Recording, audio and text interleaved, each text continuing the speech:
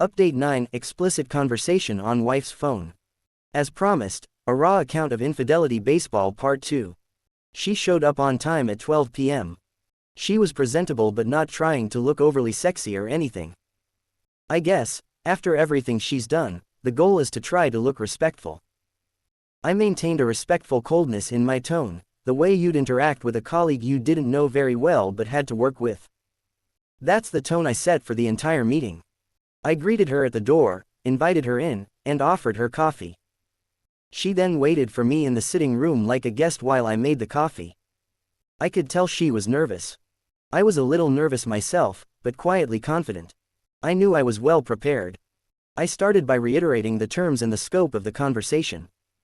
I didn't use the term infidelity baseball. But I explained that after 7 years of lies and betrayal I didn't feel I could trust anything she had to volunteer, and this process was designed to make it difficult for her to lie.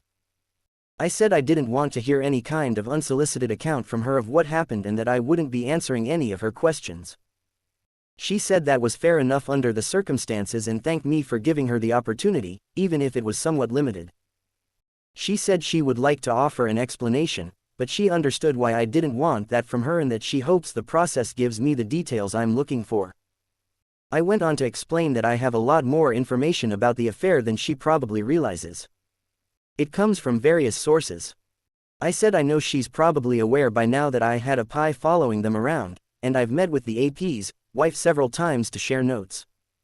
But there are various other sources of information from my own investigations too. From that, I have a scattered but nonetheless far-reaching picture of the affair, and now I want to fill the gaps. I suggested that 7 years of betrayal and lies was very difficult to swallow, and I don't know if I'll ever be able to trust her again. If that trust can be rebuilt, that can only happen on a foundation of full disclosure.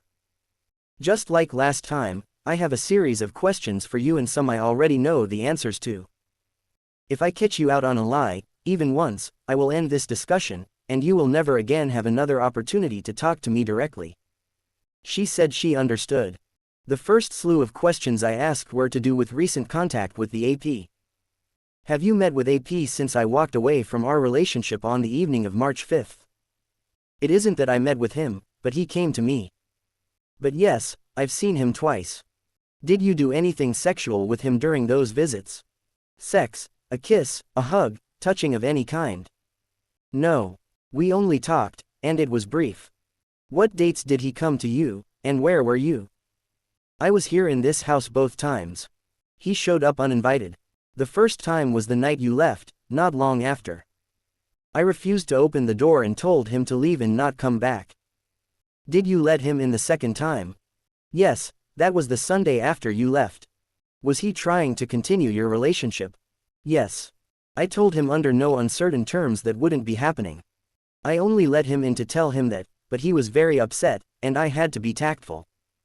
Did he try to contact you again after that? I don't know. I blocked him everywhere, and I haven't seen him since. He didn't show up at your parents' house. Not as far as I'm aware. I don't know where he would get the address. He knows approximately where the house is, like the suburb, but not the address. It's not something I ever disclosed. Are you grieving the relationship? I've thought about this a lot, and I think if I had ended the affair before you found out about it, I might have felt something. But right now, there is no room in my heart to grieve this sub-relationship while my actual marriage is in tatters. It would be like trying to feel the pain of stubbing your toe after hacking off your arm. Do you love him? No, I don't think I ever did. The second category of questions relates to her persona while she was with him. Were you different around him? Personality-wise? I'm not sure what you mean by different. An analogy would be the persona you adopt while you're around your grandma versus your school friends. You act like a different person, right? A different persona, patterns of language, etc. Did you adopt a different persona when you were with him? Yes, I guess I did. Do you remember early in our relationship, there were a couple of occasions where I tried talking dirty with you? I think I used some vulgar language, terms like pussy and cock. Do you remember what you told me? I said I find that kind of language a turn off. That it was disrespectful and that I just wanted you to make love to me. Yes. Did you apply that logic to AP? No. We both regularly used vulgar terms. Why the double standard? There was a long pause while she considered her answer and responded. I think it's because I don't love him and I don't have to worry about him losing respect for me. Your respect is important to me. Were equal partners in our relationship. I also feel like there's an undertone to your question that suggests what we have is somehow less than this dirty affair sex, and that's just not true. You're the only man alive who can make love to me. When we're together, we're sharing an experience full of emotion. When I was with AP, it didn't feel shared. It felt like we were using each other's bodies for a cheap thrill. The dirty talk and dirty sex helped me to detach emotionally and treat him like a sex toy. Sex was always impersonal, I made sure of it. Is that what you risked our marriage for? For a cheap thrill? That isn't how I saw it. I thought we were being careful. I didn't think you'd ever find out. It's more that I underestimated the risk. In fact, I still don't know how you found out about it. I called you that night, on the Tuesday night while he was there. What was happening at that time? Paint the scene for me. When you called, I was in the bedroom and he was in the ensuite shower. Where was the box of sex toys? I can't remember. Were they sitting on the bed next to you? Ah, yes. By then they would have been by the bed. How did you know that? I'm asking the questions, remember? Okay. So this is the picture. I called you while your affair partner was in my shower and you were sitting on my bed next to a box of sex toys you were preparing to use on him. You not only fobbed me off by telling me you were having an early night, but you blamed me for your tiredness. Do you remember that? Yes. I told you I didn't sleep well because you weren't here with me the previous night. It sounds terrible when I say it back. I'm so sorry. She started crying here and we took a break for 5 minutes. The third category relates to what they did together. Whose idea was it to introduce sex toys to the routine? It was kind of my idea. He asked me to do a prostate massage and I told him there was no way in hell I was putting a finger in his ass. The toys were a compromise. Did he need it to get erect? Not exactly, but it makes him harder, bigger. He's not well endowed, and I needed to make sure he was fully erect before we had sex. How long have the sex toys been involved for? At least 5 years. Do you use them? You've always told me you didn't like toys. I only used them as a backup if he couldn't get me off. How often did that happen? I'd say about half the time. I mean, he could have finished me off, but I was uncomfortable with the mess the sex toys made when they were used on him. When he finished, I always made him shower right away, so he never had the opportunity to finish me off on the occasions we used the sex toys. Is there anything else you did for him that you've never done with me or allowed me to do? We tried anal once, but I didn't like it and that's why I never tried it with you. Why did you let him finish inside you? Weren't you worried about the risk of infection or pregnancy? Pregnancy was very unlikely because he has had a vasectomy and I was on the pill. Like virtually impossible. I'm sorry if you feel I put you at risk of STIs. I know it was selfish, but I trusted him when he told me he was only sleeping with me and his wife.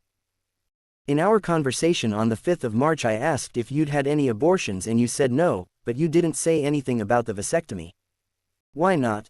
I think in that moment, I was trying to protect App's privacy as it's kind of an intimate thing to reveal. I realized soon after that it was stupid and would have told you, and I did tell you in the email, but you walked out and I haven't had the opportunity to say it in person until now. You also weren't exactly offering me opportunities to provide detailed answers in either of our last 2 conversations. Did he ever say anything disrespectful about me? Did he get off on the fact that he was fucking another man's wife? He did once, early in the relationship. I was really angry with him. I even threw him out. It made me feel so incredibly guilty about what we were doing that I couldn't even look at him. He came crawling back over the next couple of weeks and in the following month, when we next met up, we agreed that our partners were off limits in conversation. I was to never to mention his wife and he was to never to mention you. We stuck to that for 7 years. It might be part of what made the arrangement last for so long. When he was here, it felt normal, like he was supposed to be here. We were essentially role-playing that our partners didn't exist, so the focus was on each other for the short stints of time we had together. Outside of your monthly in-person interactions, Did you have virtual interactions? Yes. Did you have phone sex? Yes. Did you do sexual video calls? Yes. Sexting? Yes. How often did you do video calls and phone sex? About once per week. Often while I was at work. I'd message him if I was horny and go to the bathrooms and watch each other. Sound off, of course. Did you manage to see him at all during the COVID lockdowns, while I wasn't traveling? No, we decided to take a break and focus on our partners during that time. Did you even text each other?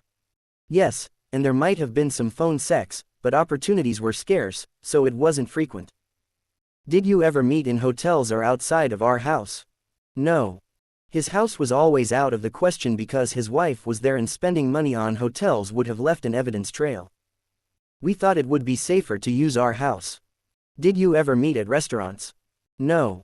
We didn't even order takeaway because it would leave evidence of the affair. I always cooked for us. Did you celebrate anniversaries? No. Any thoughts of the passage of time just made us feel guilty about the affair. We didn't discuss how long we had been doing it and we certainly didn't celebrate it. Who bought the sex toys? How were they delivered without detection? He bought them. He has a P.O. box in Belfast that he used to use to buy things that couldn't be delivered to the Republic. He had them delivered there. Side note. Until a couple of weeks ago, there was no Irish Amazon store. We'd buy from the UK store mostly.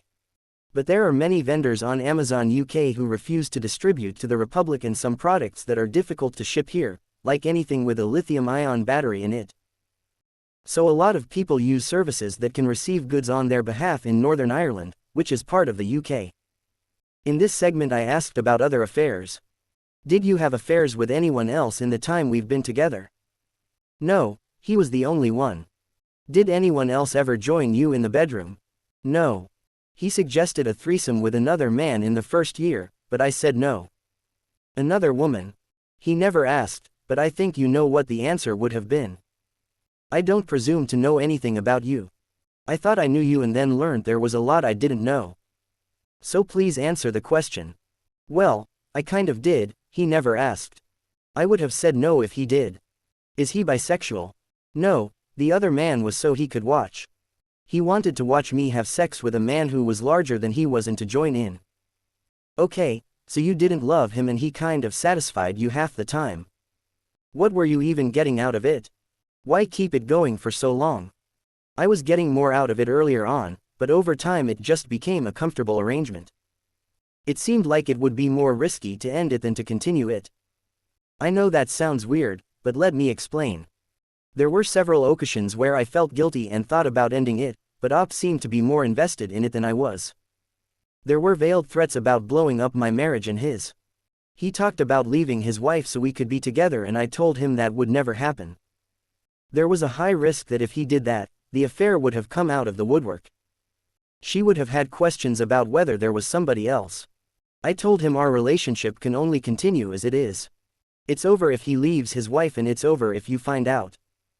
In a lot of ways it felt like a nuclear arms race where the threat of nuclear war is thwarted by the threat of mutual destruction.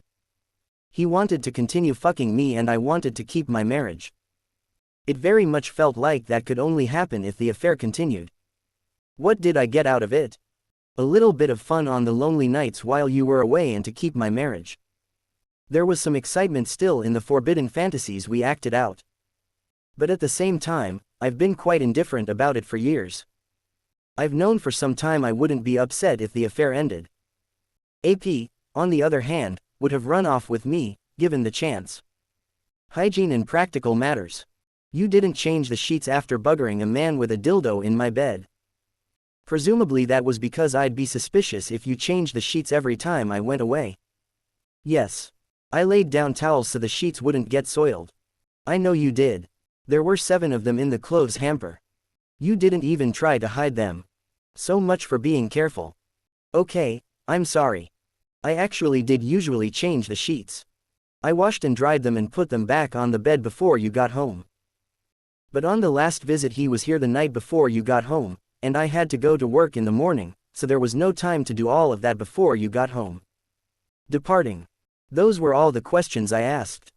At this point, I thanked her for being forthcoming and truthful with me. She said that she knows she has done a really terrible thing and she is so sorry. That she would do anything to fix our relationship. She tried to hold me and I stepped back from her and told her I didn't want her to touch me. I told her that after what she's done, her touch makes my skin crawl and that I wasn't interested. She then outright told me that if I took her upstairs she'd let me do anything I want to do with her. I told her it was time for her to leave and that my solicitor was arranging the sale of the house, and would be in contact with her. She started crying hysterically. She asked me what happens next. I said I will need a lot of time to process this, but in the meantime all contact should go through my solicitor. At this point she was standing on the front porch, so I closed the door and locked it. With the rest of the day, I opened a bottle of Jameson I'd been saving and went about the business of blocking our so-called mutual friends everywhere. I re-blocked my wife's phone number. Today, Monday, I feel like I have a much better understanding of what happened and why it went on for so long. There is nothing remotely forgivable about it, but I can at least understand it and I can go about my life without having to wonder what happened. I've 3 months now to close down this chapter of my life, starting with selling the house and possessions. Then I'm flying out to Australia. This will be my last update for a while. I might pop another one in after the divorce is finalized in Australia to let you know how that process went. Thank you to everyone who offered your support, you've been amazing. Update 10: Explicit conversation on wife's phone. I'm writing this on Saturday morning, April 12th. The real estate agent is hosting viewings in the house in a few hours' time. Preparing for that is how most of my free time has been spent lately. That's where the focus is. The sooner I get to Australia the better. But just when I thought I was on the home straight, I've just had another drama-filled week. I was talking to the app's wife again. She had been doing better and the AP is regularly visiting his son again, so I was happy to hear that. But we've put something together that made me sick all over again.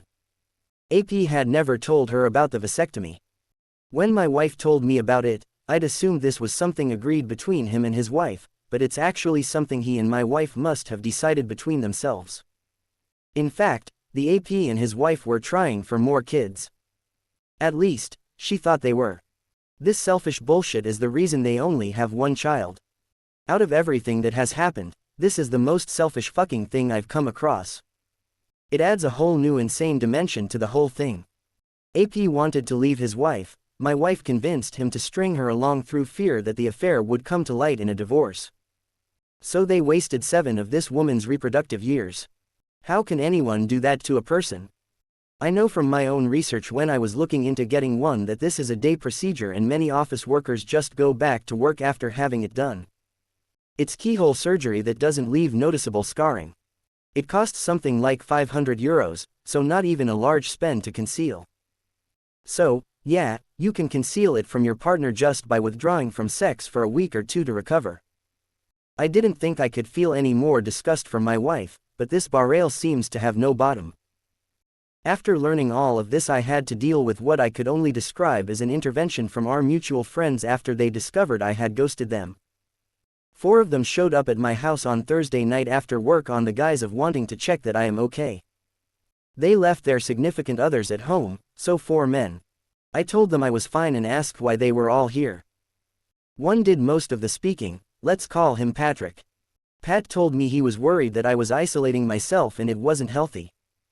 Said he noticed I'd blocked him and upon talking to the others, they all realized they'd been ghosted too. I told them the same thing I told my wife. I need my space and time to think. I blocked my wife and her family and friends so I could do that. I'm also burdened with preparing the house for sale, so I've been very busy getting the place spotless and refreshing the paint in the most neglected rooms. Pat said we're not just your wife's friends, we're also your friend and we want to be here for you. I said you might consider yourselves to be friends, but this affair was despicable and you've taken a neutral stance on it. You're still in contact with her and I want to cut off contact with her, that means cutting out the middleman too. This whole separation has been devastating. She has support from people who will take her side no matter what, her family. I don't have that here. My family lives on the other side of the planet. That's what I need, not a group of people who, for all I know, will relay everything I say to her. Pat said something to the effect of, "You can't expect us to cut her off. We've known her for years, and while the affair is disturbing, it's between the two of you." I responded by saying the only expectation I have is that they leave me alone. I'm not asking anyone to cut anyone off. But I'm not interested in hanging out with people who can excuse the disgusting behavior my wife has exhibited over the last 7 years. They say you don't get to choose your family, but you can choose your friends. You're choosing to be friends with a despicable excuse for a human being, and I want nothing to do with you. If I go looking for support to help me get through this, it will be from people willing to take my side. Pat, for reasons I'll never understand, thought this might be a good moment to advocate for my wife. He asked how much time I think I'll need before speaking to her again. Could I ever bring myself to forgive her, and is divorce inevitable? I didn't answer. I instead looked him right in the eyes and asked if he knew about the affair before I did. His facial expression looked so fucking guilty. Like a kid caught with his hand in the cookie jar. His face turned red and there was a look of shock on his face. He couldn't even hide it. I lost my cool at this point. I said, "Let me tell you about the fucking affair that you were complicit in enabling. We'll start by correcting your arithmetic. It isn't between me and my wife. This is between me, my wife, her affair partner, his wife, his 8-year-old son, and now you too." I asked how long he has known, and he said only 2 or 3 years. His wife saw him entering our house when I was away and questioned my wife about it, and she came clean. Begged her not to say anything. I then filled them all in on the vasectomy and the effect it was having on the app's wife. What she is now going through. That's what your friend does to people. I'm not interested in having friends who are okay with that, let alone those who enable it. They all went quiet. I asked who else knew. Pat just said it was him and his wife. The others all said they didn't know. Pat said he didn't know about the vasectomy and said hearing about that made him feel sick too. This is the company you're keeping. If you're okay with having a friend like that, I'm not okay with having you as a friend. Pat tried to apologize. I told him I can't accept his apology. I threw them all out and told them to learn how to take a fucking hint and don't come back. That just made cutting them all off a whole lot easier. Post-edit. I've messaged the app's wife.